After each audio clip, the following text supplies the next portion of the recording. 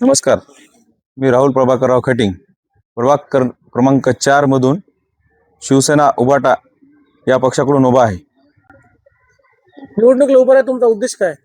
Sir, मला या प्रभागातील लोकांच्या समस्या सोडवायच्यात आणि या प्रभागात जे स्वच्छतेची नाली, रस्ते यांची जे मूलभूत सुविधा आहेत लोकांच्या, त्या पूर्ण करायच्यात. यासाठी मी उभा आहे सर यात. तुम्हाला लोकांनी का निवडून द्यावे? सर, मी गेले 15 वर्ष झाले या लोकांच्या समस्या सोडवण्याचे प्रयत्न करत आहेत. तर तुम्ही स्वतःच माझी म्हणजे मुलाखत घेतली होती किंवा तुम्ही मागं ही पाहिलं होतं की मी स्वतः हाताने कचरा उचलून महापालिकेमध्ये नेऊन टाकला होता. आणि सर, मी हा जो कारेगाव रोड आहे रस्ता, याच्यासाठी मी स्वतः ममता टाकी जी आहे पाण्याची, त्याच्यावर वर चढून आंदोलनही केलं होतं. स्वतः आमदार साहेबांना घेऊन म्हणजे 82ला लॉकही ठोकलं होतं. प्रगती फक्त आजपर्यंत नगरसेवकाचीच झालेली आहे. वार्डामध्ये कोणताही विकास झालेला नाही. जो काही झालाय तो आमच्या आमदार साहेब आणि खासदार साहेब यांच्या मार्फत झालेला आहे.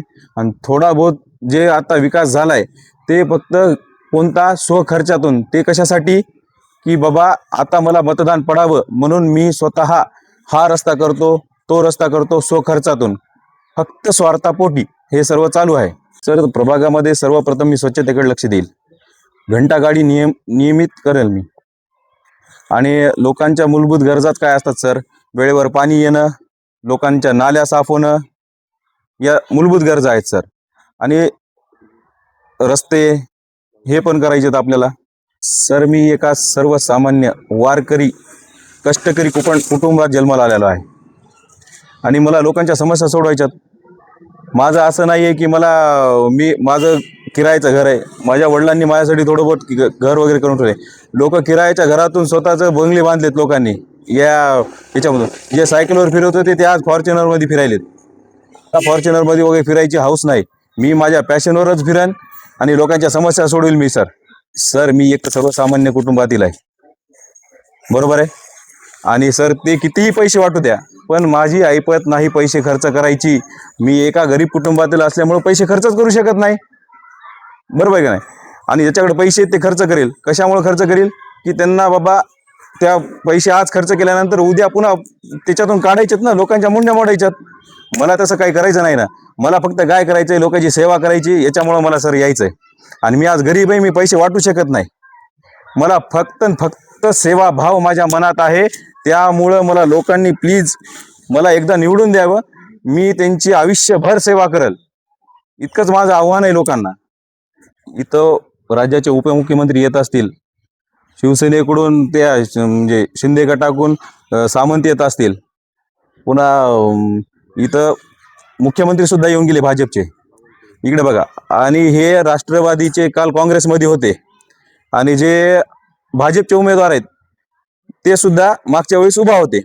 या दोघांनाही, म्हणजे जे काँग्रेस आता राष्ट्रवादीमध्ये आहेत आणि जे भाजपचे आता उमेदवार आहे, या दोघांनाही, भाजपचे उमेदवार याच्यासाठी म्हणते, याच्या अगोदर त्यांचे भाऊ उभा होते, दीपक शिंदे नावाचे, याच्या मिसेस, हे दोघंही उभा होते.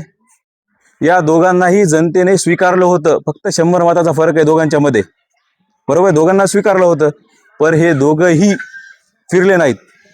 एका उमेदवारानं तर त्या 100 फुटाच्या पलीकडे, म्हणजे यशवंत नगर, कृषी सारथी जे आहे ते एरिया पलीकडचा आमचा, त्या 100 फुटाच्या रोडकडे गेलेत नाही. कशामुळे गेले नाहीत? मग त्यानंतर त्यांनी काय केला, ते 100 फुटाचा रोडच्या पलीकडचा भाग तोडण्याचा प्रयत्न केला प्रभाग रचनेमध्ये. हा, मग कशामुळं? भीतीपोटी. मग आता तिथं लोकांना जाऊन सांगतात की बाबा आम्ही रस्ते तयार करायलोत, आम्ही तुमच्या नाल्या करतो, प्रत्येक मंदिराला खर्च 2 लाख घ्या, 3 लाख घ्या. अहो, माझ्या खिशामध्ये पैसे नाहीत, पण माझ्या मनामध्ये सेवाभाव आहे, हे लक्षात ठेवा. मी जनतेचं काम करण्यासाठी मला निवडून द्यावं, फक्त माझी इतकी इच्छा आहे लोकांना. आणि एक लक्षात ठेवा, या सर्वसामान्य माणसाला तिकीट मिळवण्यासाठी मला इतका संघर्ष करावा लागला. आजही माझ्या अंगावर काटा येतो या तिकिटाचं नाव घेता घेता. परभणी शहरामध्ये, म्हणजे या परभणी शहरामध्ये तिकिटासाठी फक्त पैसेवाले लोक बघू लागले. पण आमदार साहेब, खासदार साहेब, अतुलदादा सरोदे यांनी असा म्हणजे ओपनचा उमेदवार निवडला जो की पैशानं गरीब आहे पण मनाने श्रीमंत आहे. लोकांचे कामं करतो, 15 वर्ष झालं लोकांसाठी झटतो. तो उमेदवार मला म्हणजे त्यांची पाहण्याची माझ्याकडे दृष्टी ती आहे म्हणून मला उमेदवारी दिली. मला पैसा बघून नाही तर माझं काम बघून मला उमेदवारी दिलेली आहे पक्षाने.